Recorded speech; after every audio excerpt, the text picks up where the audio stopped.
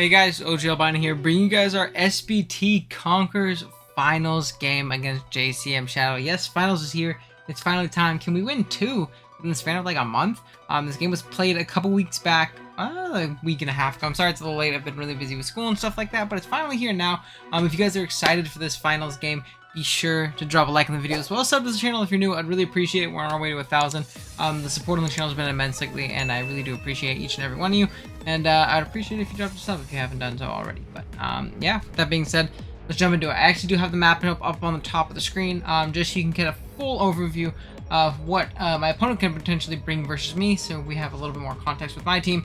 You see our team, it consists of, for the last time, Mega Gallade, Aegislash, Greninja, Nidoking, Primarina, Licky, Salamence, Serena, Regirock, and Centiskorch, while our opponent's team consists of Mega Diancie, Glowking, Crocodile, Melmetal, Audino, Mienshao, Noivern, Thundee, again, of course, Starmie, and Quillen. Now, biggest takeaways from this matchup is one, you're going to see our first member in Mega Gallade. I think it does amazingly in this matchup.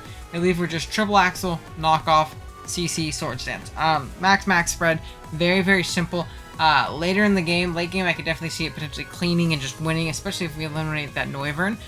It can just win the game. Same thing with Dia. We don't really want to take speed ties if we don't absolutely need to. At +2, knockoff CC and Axel kind of just OHKO my opponent's entire team, depending on, you know, different berries and things like that. So that's something to keep in mind. It at least exerts a ton of pressure, which I think is great. In my head, I'm thinking maybe like a Fizdef Glowking with, what do you call it? Like Cold Berry maybe could be the check, or maybe even a Fizdef Starmie with the same exact item. Our Aegislash does very well this game. We are a 3 attacks King Shield variant with, I believe, Shadow Claw, Sneak, and Close Combat, which is very solid in this game.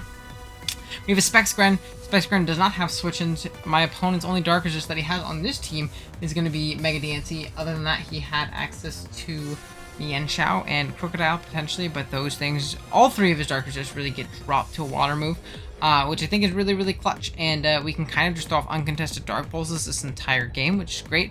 We have a DD Moxie Mence as our way of winning, where DD3 attacks with Earthquake, Dragon Claw, and Dual Wing Beat. If we can chip down the Melmetal, it is another phenomenal win con, incredibly hard for my opponent to switch around. We're Boots, just in case rocks do end up going up from that Dia on this team, or if it was Rock's Croak or something like that, if that ended up coming, just because it just allows us more setup opportunities against things like Thundee, non-Dracoing, what do you call it, Noiverns, I suppose, or, you know, -2 Noiverns and things like that, even potential Glowkings and things. It just, there's a lot of hits that we can live a little bit more comfortably if we are Boots. Now, it is going to be hard to position ourselves in SD, or a DD with Dia, Melmetal, potential Ice Beam from Glowking, potential Ice Beam from Starmie, Draco from the Noivern. So it's realistically kind of just the Thundee that we can set up on freely, which I think is very interesting to note for sure as well. Then we have the Centiskorch. We're rocking off the Rest Talk variant with, I believe, just dual stabs. Outside of the Diancie and the Noivern, it does really well in this game. It's a great Glowking check. It's a great Melmetal pivot as well. We do get rocked by a Rock Slide, but if he doesn't click that, we can potentially do some damage. And we have a really good chance of getting that Flame Body unless it's Protective Pads, which I don't think it's going to be in this game. And then we have a Rest Talk Primarina, yeah, with Moonblast, Scald, Rest Sleep Talk, and a Rocky Helmet. It was my only pivot into Croak, and I wanted to have a Croak counterplay, and there is no Croak here. It also checked the Mienshao. We're Rocky Helmet because I expected to get knocked off in general. We see that none of those Pokemon came, so I kind of wish we weren't Helmet. I suppose it helps with Melmetal, but Bash kind of blows me ass backwards anyways, so it's not going to be my initial pivot most of the time anyways. So it's just something else to keep in mind, at least with Prim here. Now, going into this matchup, what's scary against me? Dia absolutely rips me. I have a Shuka Berry Aegislash. Totally forgot to mention that I was Shuka. We're going to have to be very careful around that thing. Thundee, I don't have switch into that thing whatsoever. Just on my draft in general, Thunderbolt plus Psychic kind of runs me.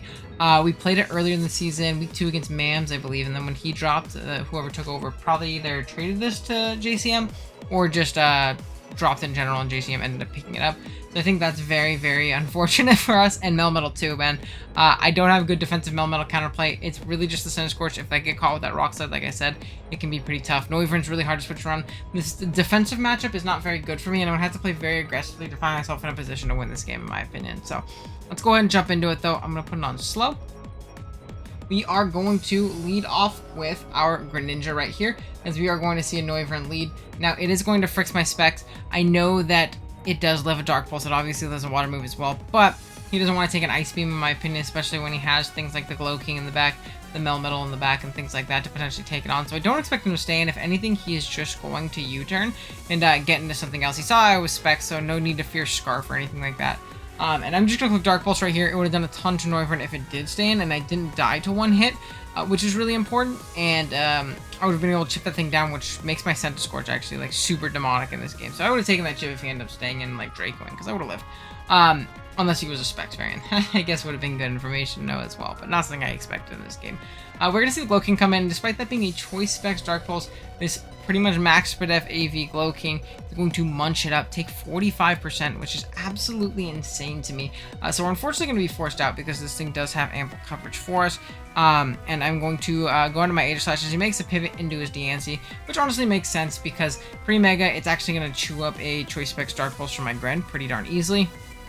And it covers, you know, another switch out, which I think is important. But D is going to come out here, and it's actually going to reveal the Protect.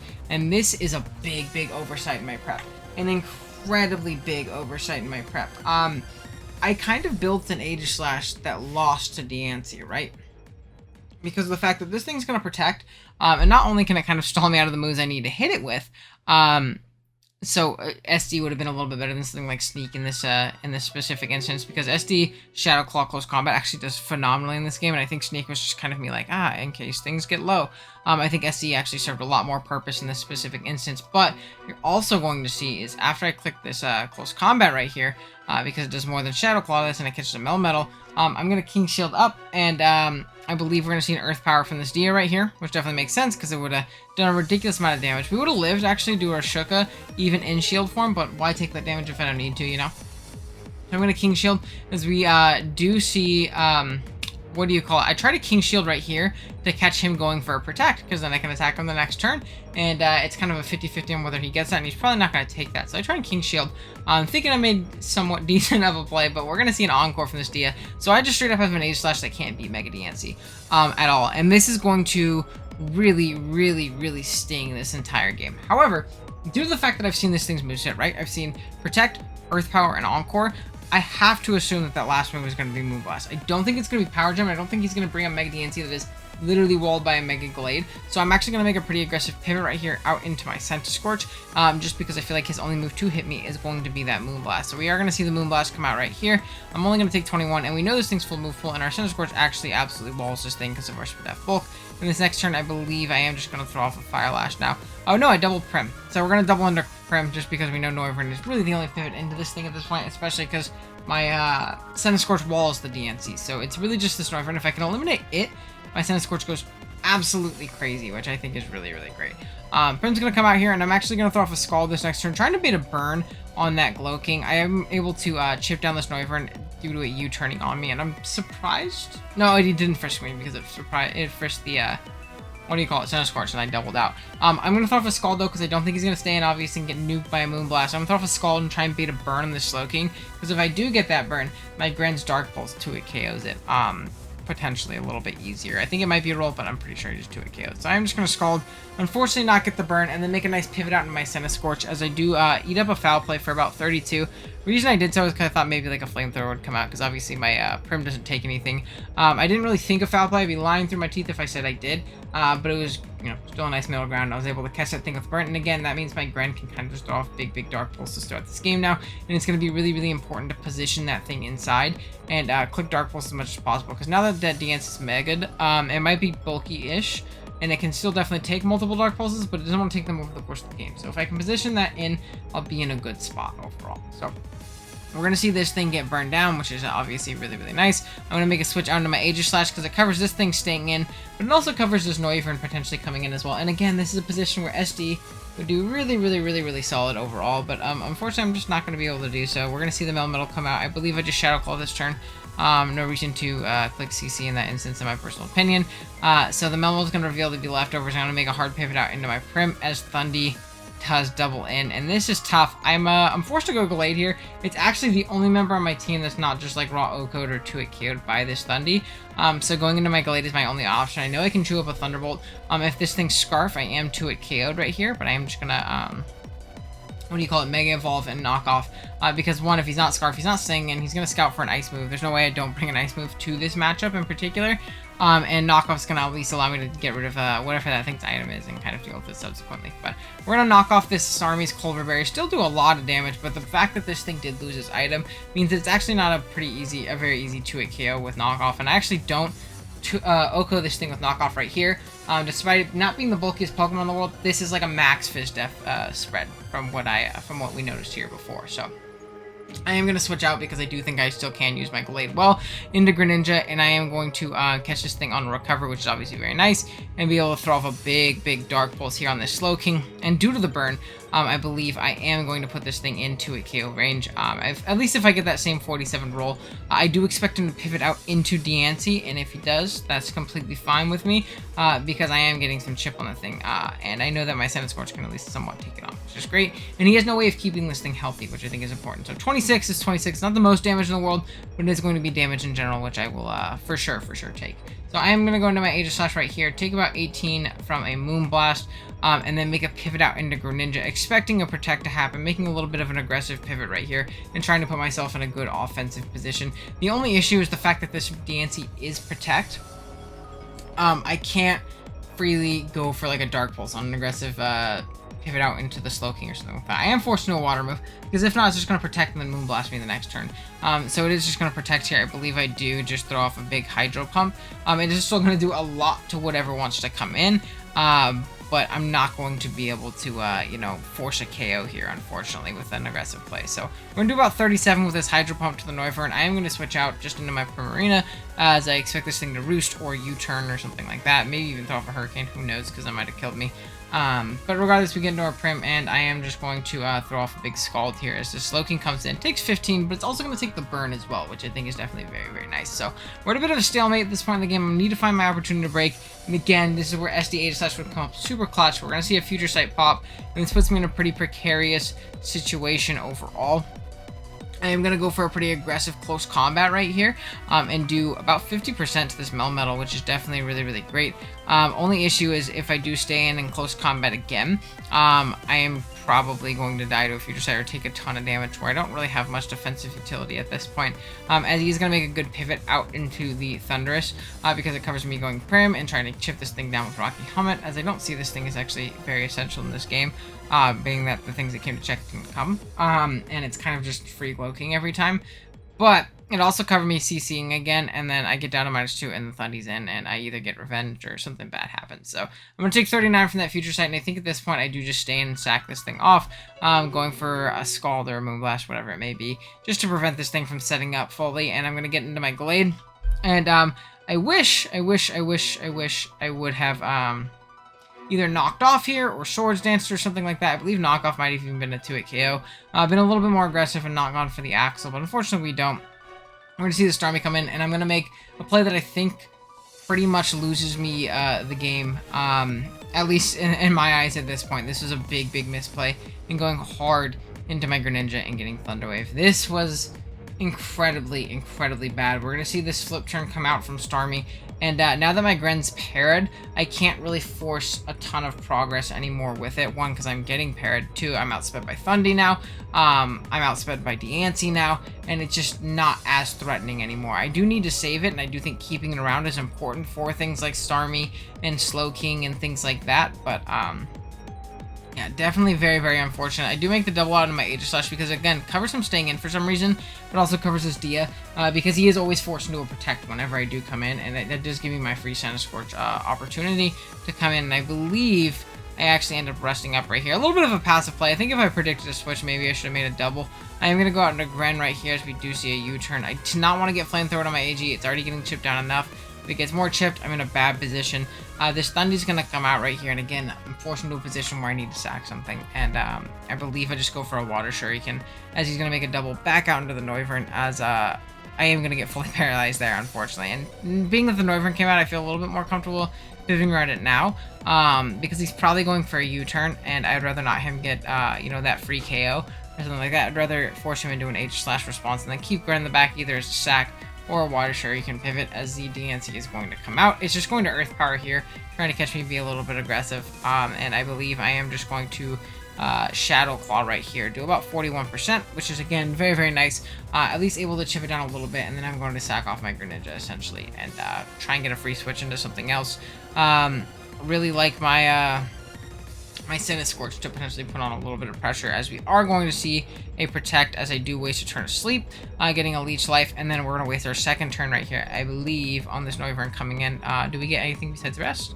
We are going to get Leech Life, so we get a little bit of health back, which is nice. 21 is still decent damage, and maybe my opponent misses a bunch of Hurricanes. Unfortunately not. We're going to see right there, as it is going to do a lot of damage. We're going to Fire Lash it down, and again, if we get really, really lucky with a lot of Hurricane misses, potentially the Scorch can 1v1 this and do incredible the rest of the game.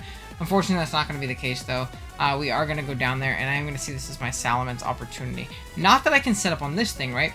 The reason I go into this is, one, he could not be Draco in his last slot, but it's definitely a possibility. Two, I'm trying to bait out a Draco right here to get this thing to -2, and then find my setup opportunity right there, because that is my only way of winning this game at this point. I'm down 3 Mons. My opponent's team is incredibly healthy, at least the Mons that he needs healthy, I suppose, especially, you know, things like the Starmie, which is really unfortunate because it is super Fizz-Def, as, you know, it just puts me in a tough spot. As he is going to make the pivot out into Starmie, as it definitely lived any +1 hit. I went Gallade to try and sack it off to a Draco. Unfortunately, that's not what he ended up going for. I go hard into my Aegislash, and I get Thunder Wave right here, I believe. Yeah, unfortunately. And from here, I believe I just throw off either a CC or Shadow Claw. I believe I throw off a CC. As we're going to see this Slowking come out and kind of get me there. Yeah, I try to be a little aggressive and catch that Melmetal. Don't know if I necessarily needed to be completely honest, but this Slowking is definitely going to take a little bit of chip. I'm going to go hard into my Mega Gallade as this Future Sight goes in the air. And this at least lets me claim a KO with knockoff here, or at least exert some pressure with knockoff. The Starmie definitely takes 40 with no item, I believe. As we knock off this thing's AV, and are force out the Starmie to come out right here. I believe I am going to pivot my Aegislash, as this thing can really only Flip Turn or Thunder Wave or something like that, or recover up, as it does end up recovering, and I will have another Flip Turn after this, so I do at least get to exert a little bit of pressure with Aegislash, as it does Flip Turn out into the Melmetal, and I believe I do end up getting paired, which definitely really, really sucks, because I would have been able to do a ton of damage to this and have it not end up behind a sub right here, and being able to Earthquake me, which, again, really, really unfortunate right here, because if I got, you know, potential damage off on this thing and got into my meds, maybe I could have Moxied or DD'd up. As the Gallade is going to come out, I'm going to close combat. I have to break this thing sub with Gallade. There's no other win con, unfortunately. Double Iron Bash is obviously going to knock me out right here, and I kind of have to bank on the fact that there is no Ice Punch, because I'm Moxie Ments, I'm not in Tim. I have to DD up right here in order to KO this thing with Earthquake, so that's what we're going to do right here. Dragon Dance is going to come out. Melmetal's Double Iron Bash is not going to KO me, just barely, as we do live, and I am just going to throw off a fat Earthquake as Thunder T comes out. And now, this play looks pretty obvious, right? In the sense that I just Earthquake. If I claim a KO, I claim a KO. If not, he goes Thunderous, and I potentially KO him with a, what do you call it? Dragon Claw. But this is a bit of a 50-50 in the sense that if he let me get that KO, I won the game immediately. Whereas we see Dragon Claw to a Thunderous Therian. +1. It is a roll to kill if he's no bulk, and he actually ended up being an incredibly bulky Thunderous, where I think I guaranteed did not kill him in one Dragon Claw, no matter what, depending on his spread, and he really doesn't need that much bulk to guarantee live one, if that is something that he ended up EVing for, like say he went like that or something. Actually, he needs even less. Yeah, he goes 72-4 and live that guaranteed, and he was much more than that. So this is a good play on JCM's end. Maybe I should have Dragon Clawed and called that out, because he really couldn't let me get to +2 very easily. Now, he was, again, max Fizz-Def Stormy, so I had to crit through that or dodge a Thunder Wave. But regardless, I kind of needed to make that play in order to get back in the game, and unfortunately I didn't, and he was a bulky enough Thunderous where he could always lift this hit. In my head, I'm like, maybe I can still win this game. You're going to see this Dragon Claw is not going to do enough. It only does 75, which shows he was incredibly bulky on Thunderous, much more than just max HP. Oops. And we are going to go down to a Thunderbolt, and unfortunately we're going to get 5-0'd in finals here. Now, I know this is a 5-0. I feel like it was a bit closer than the score indicated if we look how low the opposing team really was. It was just that Starmie, that was the main roadblock. If we could either crit or dodge from that thing, and again, I know that's hacks, and we probably don't deserve that win at that point, but that's Pokemon.